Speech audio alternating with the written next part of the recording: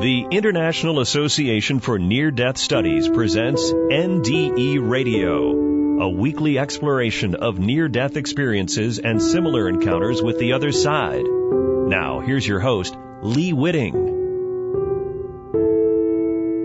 Welcome to NDE Radio, brought to you by IANS, the International Association for Near-Death Studies. I'm your host, Lee Witting. This week, I'm on the road in Arizona, so today's show is a rebroadcast of our interview with Gloria Oelman. It was titled There Is No Death, and it first aired on November 24th, 2014. Next Monday, we'll be back live with another call-in show, so I hope you'll participate then. In her bio, Gloria writes, I grew up in the 1950s in a mining town in the outback of Australia. Family life was chaotic and unstable as her father had done a disappearing act, and her mother was often hospitalized with nervous breakdowns. Some of our carers were angels, some were devils. Gloria, welcome to NDE Radio. Hello, Lee. Nice to be here. It's great that you would stay up so late to be part of the show. I'd like to jump right into a vision you had described to me briefly that you had while you were meditating. You had a vision of Jesus, and this would be particularly meaningful, I would think, because you had been an atheist. I had. As a child, I was quite religious, but I had given it up pretty much in my mid-teens, and was very much an atheist at that point. There was no belief in an afterlife, certainly no belief in a God. And my husband was diagnosed with terminal cancer, pancreatic cancer, in 1996, and he was 47. And he took up meditation because there was no medical intervention that he could do. And I went along with him as moral support. And initially I had a vision of my mother who appeared to me, and she said, you don't need to be here, Gloria. You're needed back there. I had been having a lot of suicidal thoughts, just thoughts. I wasn't going to do anything. But I had, with that meditation, an incredible peace had come over me, which I had not really ever experienced in my life as far as I could remember. So that was the first incident. And a couple of weeks after that, I was doing a meditation, which was basically count down from 10 to 0, see the 0 expand, walk through, like see yourself walk through, and then find yourself in a peaceful setting of, whatever appealed to you. And I did that, and I saw myself, it was like watching a movie. I saw myself sitting on a bench, and Jesus appeared in front of me. And he said, I am the way, the truth, and the light. Ask and you will receive, seek and you will find, knock and the door will be opened. And with that, I saw a facade with a door ajar, and I walked in through this doorway, and I just found myself in a place of light. It wasn't bright, it was like a light fog, but there were no objects within this space. And I kind of danced around freeform like a child, and then I sat down in a meditation position.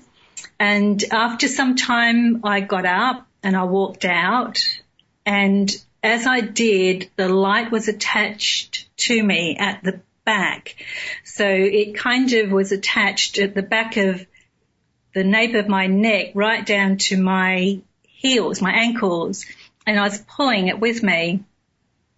And as I walked, this vibration just ripped through my body, and it felt kind of like it came from outside of me and entered into my body. It didn't feel like an internal thing. And with that, I kind of came a little bit out of the meditation, but because I had more or less trained myself to count back up, I stayed with that. And then I got to this other level where I saw myself at a bus stop Sounds really weird. And a bus came along and I got on the bus, and then this man sat alongside me who would later appear in my dreams quite often, and I refer to him as my Jesus figure because he didn't really look like the historical Jesus as the vision had, the figure in the vision had. And he said to me, "Where are you going?" And I said, "I don't know. I'm just along for the ride." And that was it. And I was just very happy. And I then came out of the meditation, but I was really quite deeply disturbed by that. And I felt almost embarrassed. And the only way I can explain that is that I kind of felt like I'd been sprung, as though I'd been caught doing something I shouldn't have. It was just that kind of feeling. And I sat there for a while. I was by myself at this stage. I was in the house on my own. And I sat there and I thought, I better write this down. You know, I'm not going to believe it or something. Anyway, so with that, I got up and put the phone back on the hook because I'd taken it off to meditate. And before I had a chance to write it down, the phone rang. And it was my sister-in-law, Roger's sister, from America, calling. And she was a missionary. She was still a missionary. She had been a missionary in Peru some years before. And immediately I thought, Sylvia's got something to do with this, you know, like I thought, you know, she's been doing something.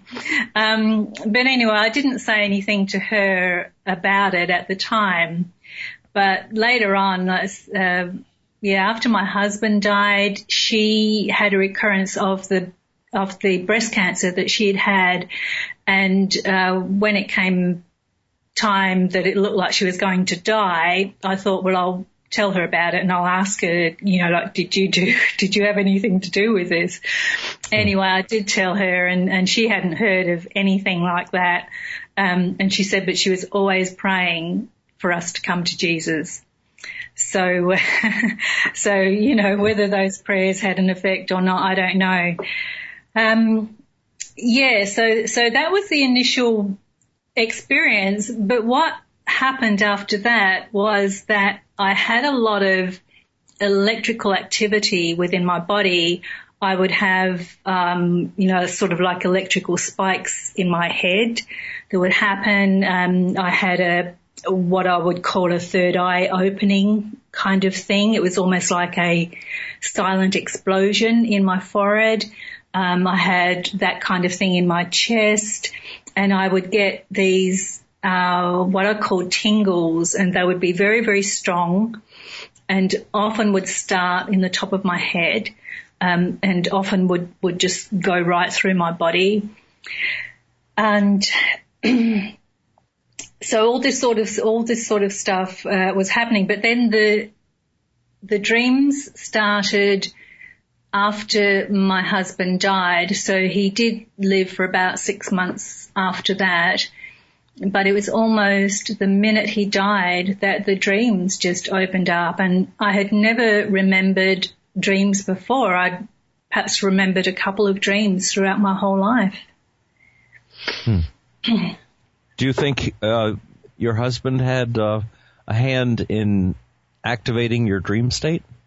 Well, I mean, anything's possible. There was an incident when during the time that he was sick. A friend of ours came up one day and they were having a discussion about whether or not there was life after death, because Roger had believed pretty much as I did. You know, we were both of a single mind as far as any afterlife or spiritual aspect or anything. But this friend had a mother and a sister who had both passed, and they had been in the spiritualist church their whole life. And Nigel said to Roger, "Oh, I don't think so. You know, if anybody was going to get through to me, it would be them, and I've not heard anything."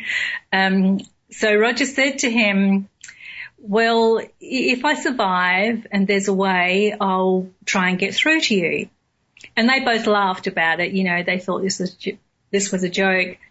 But perhaps about 3 weeks after Roger died, I'm guessing because I didn't keep a note of this, Nigel and his wife came to my place, and I'd been telling them about my dreams at that stage. And Sheila said, Nigel, tell Gloria about your dream. Anyway, Nigel said that he was in bed and Roger came through the wall behind him, and Nigel looked at him and said, Roger, what are you doing here? You're dead. Oh, no, he didn't. No, he said, what are you doing here? You said you would get back to me if you could. And Roger said to him, this is how it's done in dreams. So I have to wonder. But lots of things happened.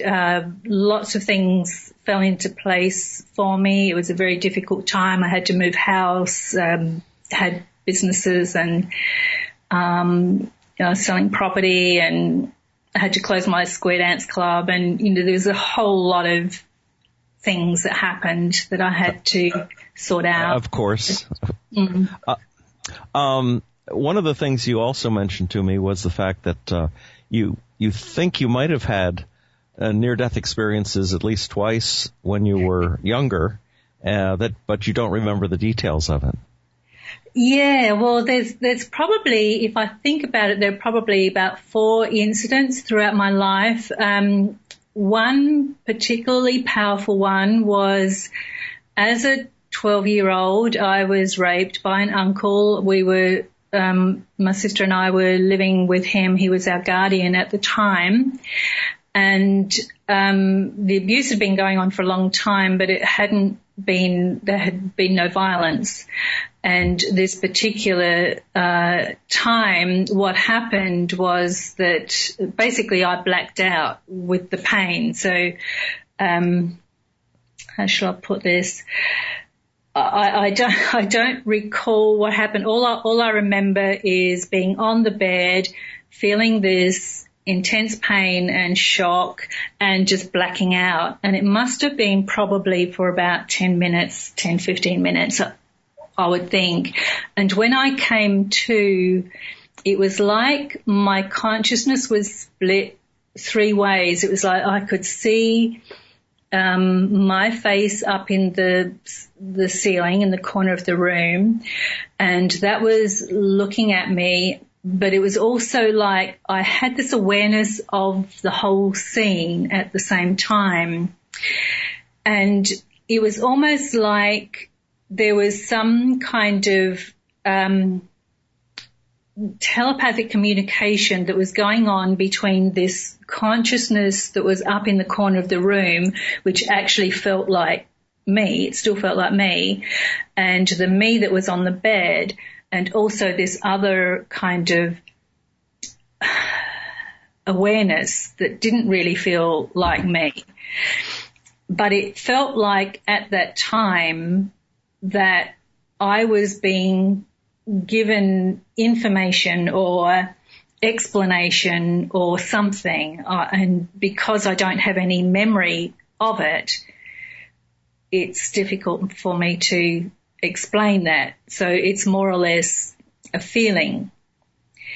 I had a similar experience when I had a car accident when I was 23, so that's about 11 years afterwards, where I hit the windscreen and was knocked unconscious. And I had that same sense that when I came to, as though I had been somewhere else, and that I was kind of like in a meeting. I was kind of like having a meeting with somebody or with some entities or something. And again, because I don't have any recall of it, it's more or less a feeling. But it's something that I've wondered about because of this situation with the dreams, where I'd never recalled my dreams throughout my life, and then suddenly the dream life opened up, and I thought, well, perhaps that happens with near-death experiences too. You know, do people have near-death experiences that they don't remember? Oh, yes. I think this happens quite a lot because and perhaps some of it is, at least in the hospital, is accountable for by the fact that many of the drugs they use these days limit short-term memory. They used to use a drug called ketamine, which stimulated visions and what doctors called hallucinations, but it made the doctors very uncomfortable to hear stories about what people saw from the other side. So they've gone to something that actually suppresses short-term memory now.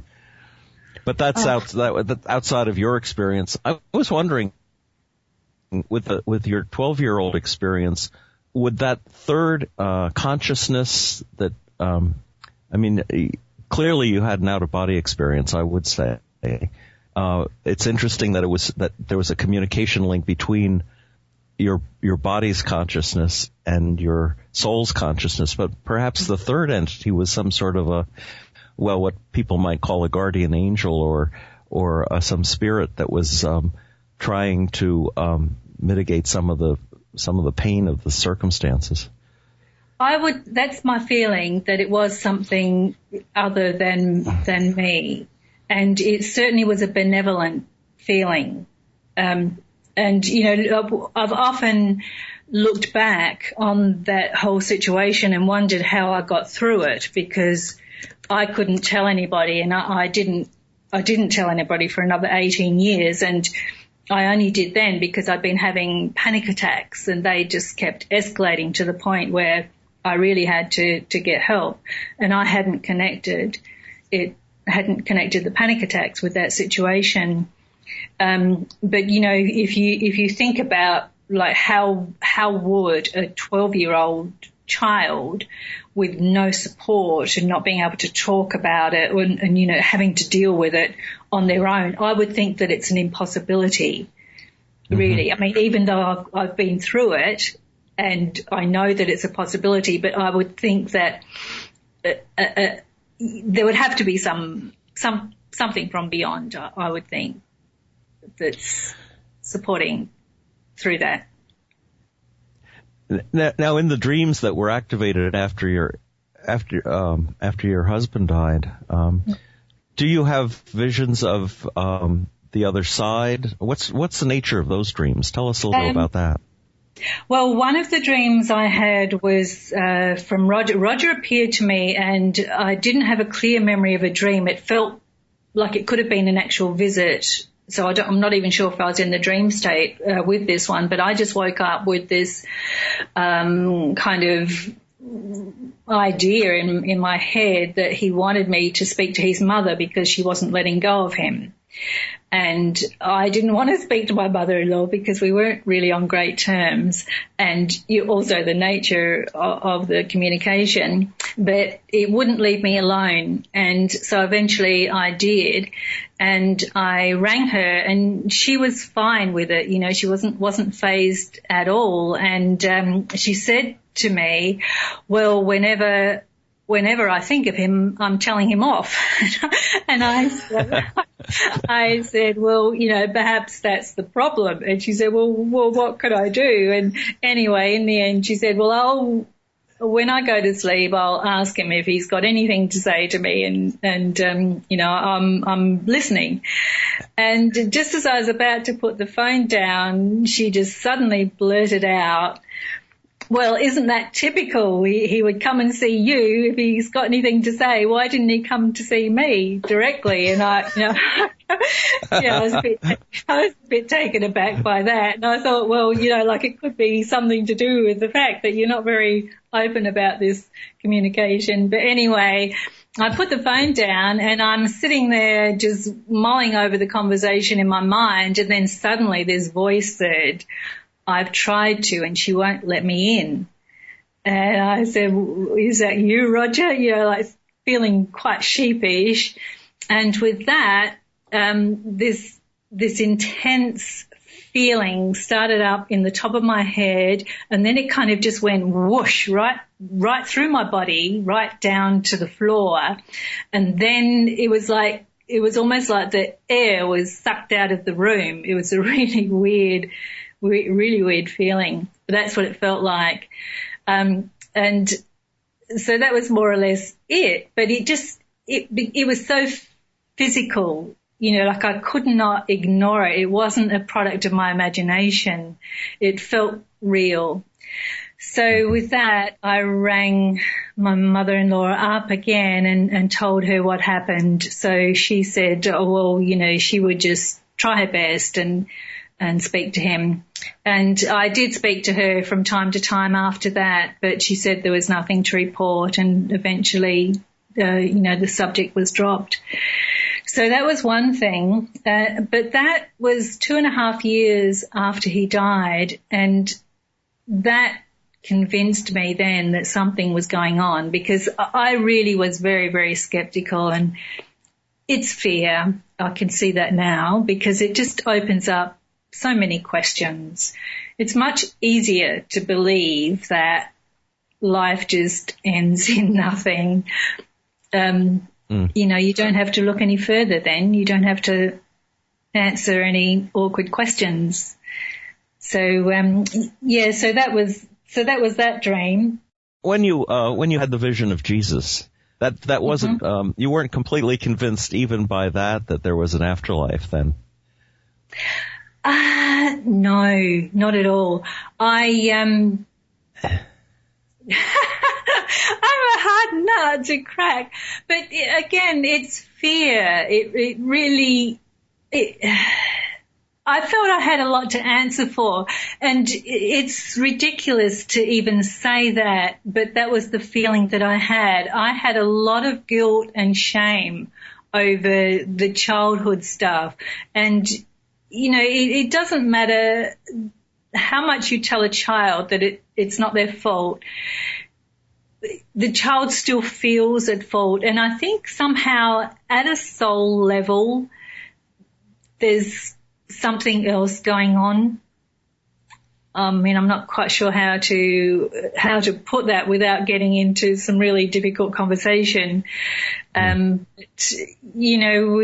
These difficult relationships that we have do seem to have a component of some form of connection, put it that way.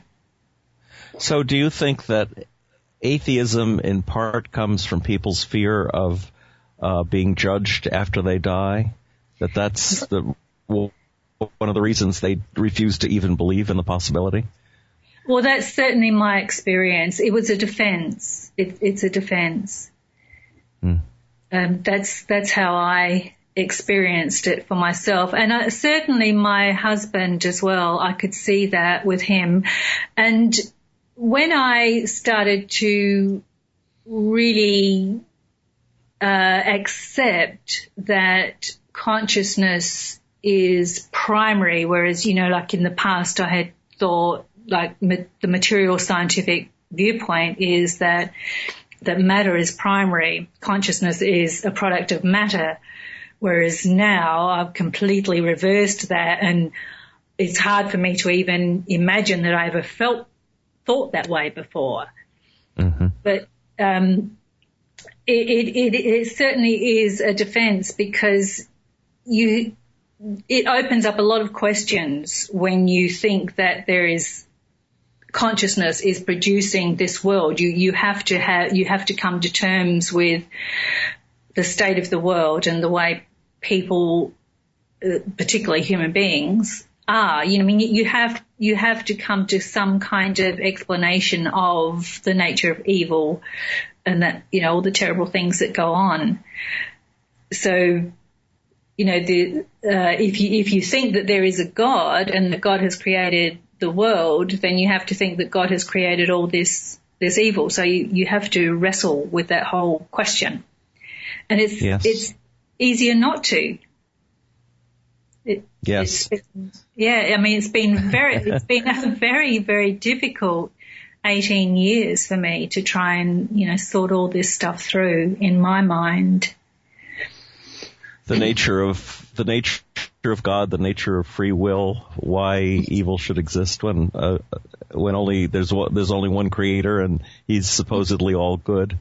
Yes, these are the big theological questions that have haunted mankind for forever.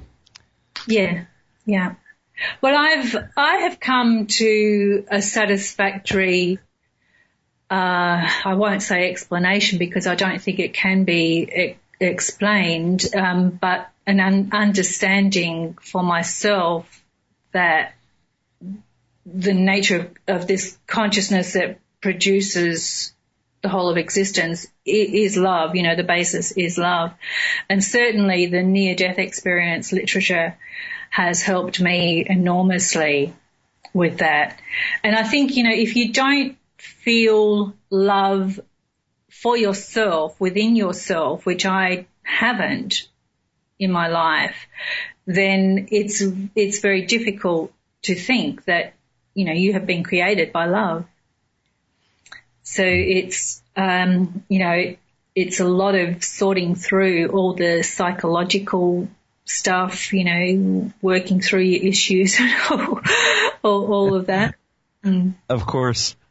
But that's one of the amazing things about the near-death experience reports that we deal with on this radio show, for instance, all the time, because it does give you that basis of love that when people cross over and go into the light, that's all they can talk about is the love and forgiveness that they feel. And so it may be the next evolutionary step in how we understand what we used to deal with in religion. This may be a consciousness-raising thing that is just inevitably going to happen to everybody. And I hope it happens soon because otherwise we're not going to be able to save the world as it is. Well, there is certainly the beauty of the world. Yeah, there's certainly a lot of spontaneous awakenings going on. I mean, mine is just one. So if that can happen to me, I'm sure it's happening to a lot of people.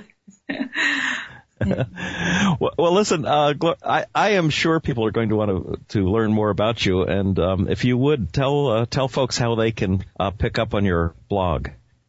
Well, my blog is called dreammysteries.net, and Dream Mysteries is one word with just one M in the middle. So it's not Dream Mysteries, it's Dream Mysteries, all one word, .net.